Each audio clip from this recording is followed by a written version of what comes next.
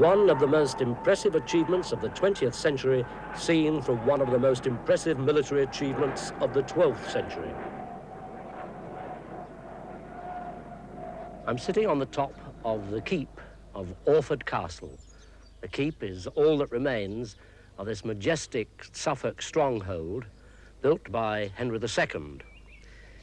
It was 6 years in the building, was finished in 1173, and it cost the slightly comic-sounding figure of £1,413, 9 shillings and twopence, which was, of course, a vast amount of money in those days. The castle was built here at Orford for two main purposes. One, to maintain the king's presence in the county, and two, to guard the harbour at Orford. At the time the castle was built, Orford had a harbour on the River Old, almost at the point where that river discharged into the North Sea. But now the River Old, or Ore, as it has here become, goes on and on and on for very nearly 10 kilometres to the southwest before it reaches the sea. How has that happened? Well, that's what we're going to look at in this programme. On a general map of southern Britain, the coastline of East Anglia appears almost as a smooth line. But this more detailed map shows a striking feature due south of the town of Aldeburgh, labelled Orford Ness. Sheltered behind this long, narrow spit is the estuary of the River Old, which becomes the River Ore, and more particularly, there's the small town of Orford. You can see on the map that Orford is only a short distance due west of the open sea, in fact, just over 2 kilometres. But to reach the sea by boat, you now have to travel almost 10 kilometres down the River Ore. Not surprisingly, nowadays Orford has no serious links with the open sea. The moorings here are now used mainly for leisure craft. Looking at this peaceful scene, it's hard to imagine the bustle and activity which once took place here when Orford was a busy port. But in the buildings and streets, there are still reminders of the time when commercial, seagoing vessels did reach Orford Quay.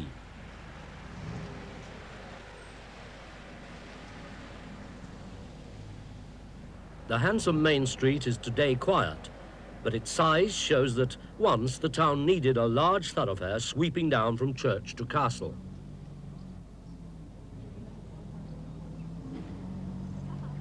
The gradual change in Orford's fortunes is explained very largely by that feature in the distance there which we pinpointed on the map a moment ago, Orford Ness. Impressive on a map, it's much more striking when seen from the air. This is the southern section, south of Orford, extending to a narrow point. On the far side of the Ness is the estuary of the River Ore. In the foreground is the North Sea. Where these two meet is an area of turbulent water shown by the choppy white patches in the centre there. It's here that the spit now ends. This is the spit at low tide. Studies made at this point show whether the spit is lengthening or shortening. Over the centuries, the spit has grown quite dramatically. One of the earliest maps of this coastline was drawn in about 1530. By today's mapping standards, this is nothing more than an inaccurate sketch, but you can see Orford Castle and the spit ending near to it. By 1588, the spit had lengthened quite a lot. We've added the north point to all these old maps. Notice the position of Orford, which we've ringed. Nearly 200 years later, on this map of 1783, the spit was 12 kilometres long. In 1895, it was 18 kilometres long, the longest it's ever been. 2 years later, during one of the worst storms of the 19th century, about 1.5 kilometres was cut off at the very tip of the spit, and this shingle was washed up at Shingle Street. That's the Shingle Street area in the right foreground. This century, there's been a gradual overall growth of the spit. To find out how it's grown, let's return to the spit itself.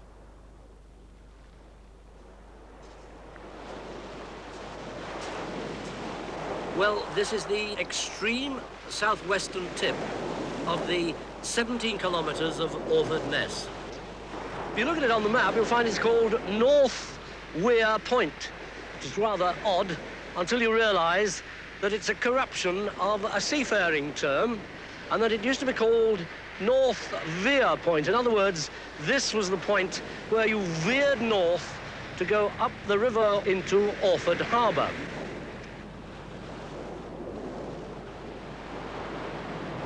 "17 kilometres of gravel that way to the north. How's it been built up?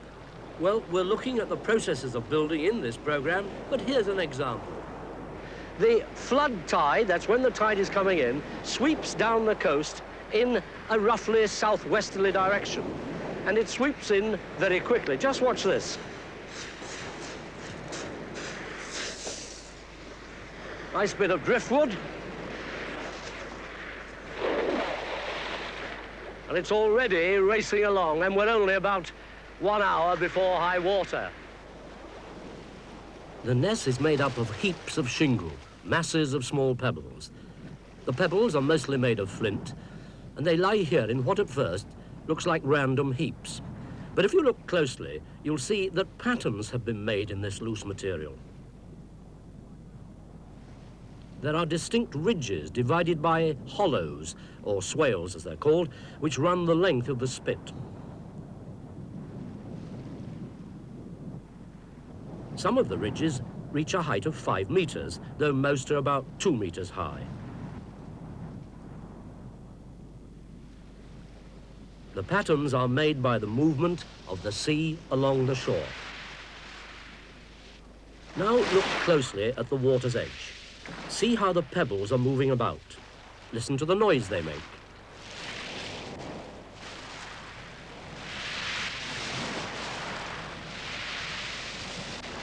Every change in the movement and force of the water alters the position of some stones. This movement at the water's edge, seen so clearly here, affects the growth and decline of the spit. The ancient maps showed that the spit had grown south and westwards, and so it would seem that certain forces have operated in a northeast to southwest direction. This diagram shows what's happening to the spit as a whole. The dominant winds along this length of coast are from the northeast. As they blow over the surface of the sea, waves are formed. The crest lines of these waves can be seen moving along the coast until they strike the mainland. In reality, the waves converge onto the coast, but in this simple diagram, we've kept them running parallel. Loose shingle is carried along by these waves so that their movement, first of all, is in a northeast to southwest direction. Pebbles which have been rolled up the beach by the swash of a wave, the sea-to-land movement, move diagonally.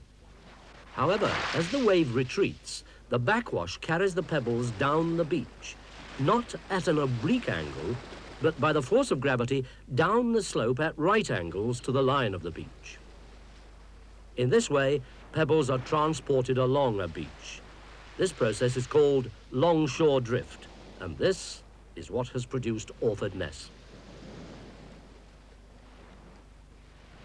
Look again at how it actually happens. The process doesn't continue at a constant rate.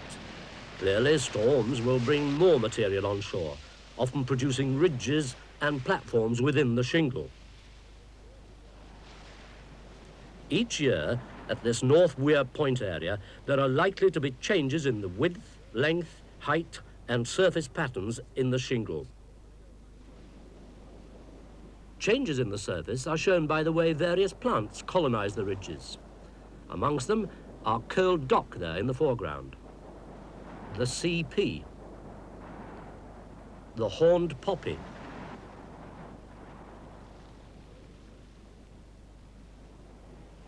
sea campion, and sea kale.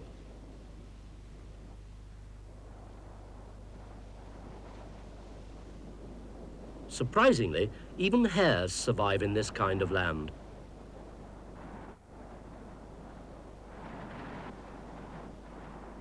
This area is now a national nature reserve, and it's especially well known for its seabird life.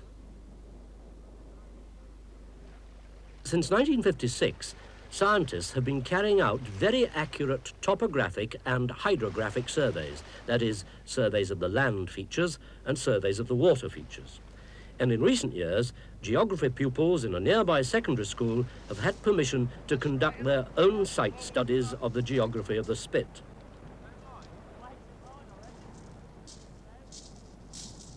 Using basic surveying equipment, they collect accurate measurements. This boy is using a plane table. That's almost there, just a little bit more.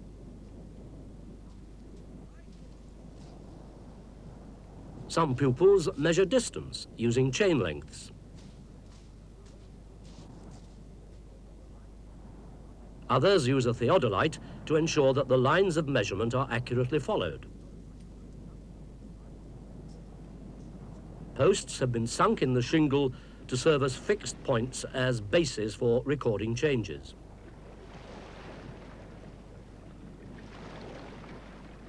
As the boys walk over the shingle, you can see how the levels vary.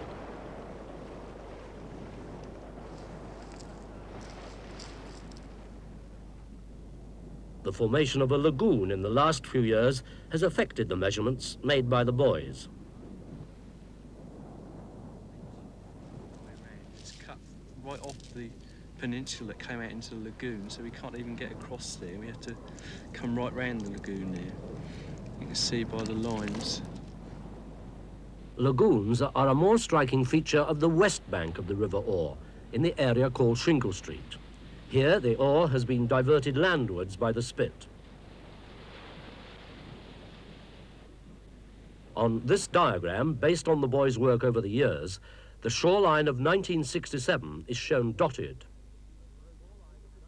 By 1973, it had been eroded considerably, and this is how it looks today.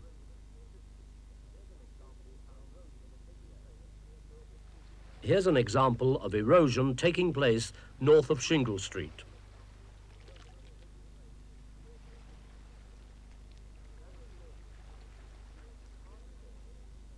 Travelling northwards from Shingle Street, past Orford, we come to the northern end of the spit, about a kilometre or so south of the centre of Aldeburgh.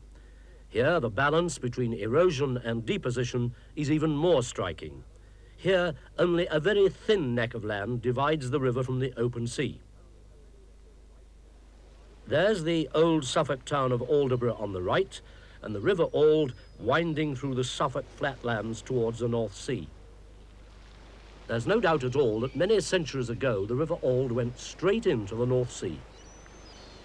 But now it's stopped from going direct to the sea by this gravel spit on which I'm standing.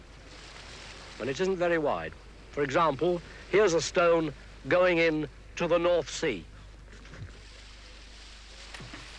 And here's one going into the river.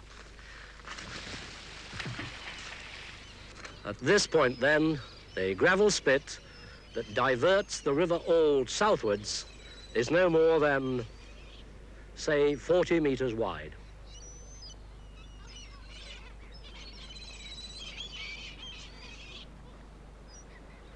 There used to be a fishing community here, but by the end of the 1930s, the last of the buildings had been overwhelmed by the sea. Today, this is the home of the Aldeburgh Yacht Club.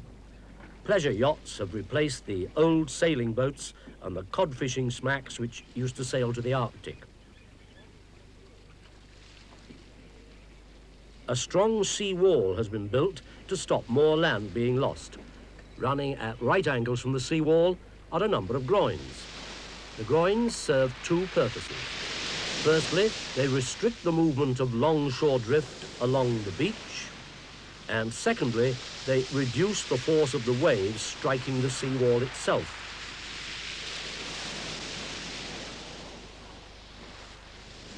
Erosion, however, is always taking place, and the groins and seawall have to be kept in constant repair.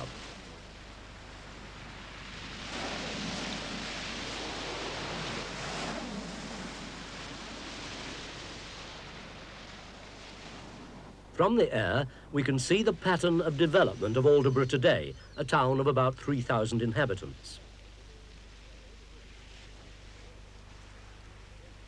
From Aldeburgh Beach, a further reminder of the erosive force of the sea can be seen just beyond the sea wall. This is one of the oldest buildings in Aldeburgh, the Moot Hall, dating back at least to the 16th century and is perhaps even older. Once it stood in the centre of the town, and this was the old High Street, but coastal erosion and town redevelopment have left the Moot Hall rather isolated.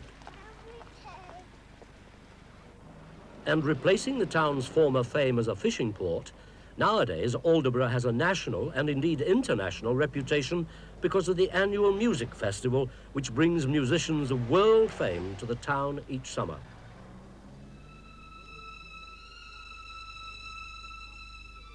This East Anglian town has, however, kept much of the look of the past. Old cottages mingle with new shops.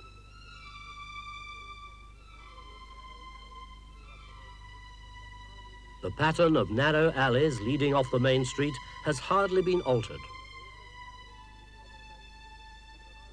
Aldeburgh also keeps its traditional attractions, which are closely associated with the sea.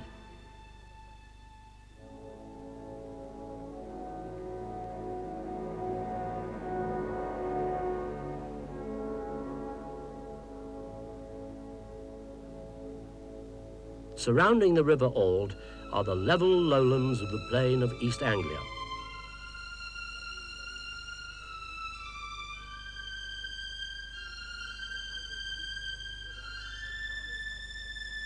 The tidal creeks and river make farming hazardous except where dikes have been built. Behind the dikes, arable crops are cultivated.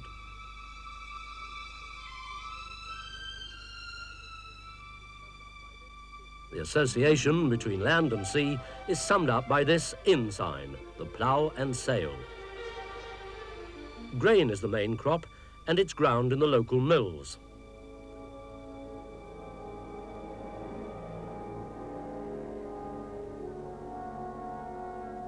The old windmills, however, are fast disappearing.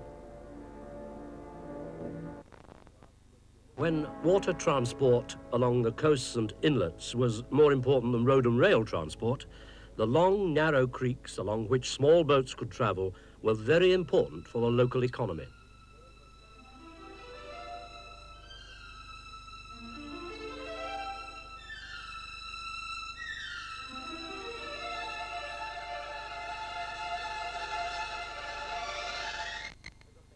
The striking progress in technology in all spheres has affected the local economy as well. Small boats, restricted by tides and natural hazards, were unable to compete with rail and improved road links. But even if these technical advances hadn't been made, the natural changes brought about by the forces of wind and sea upon this stretch of coastline would have hampered coastal trading. Both types of change, man-made and natural, are significant in the life of this part of Suffolk.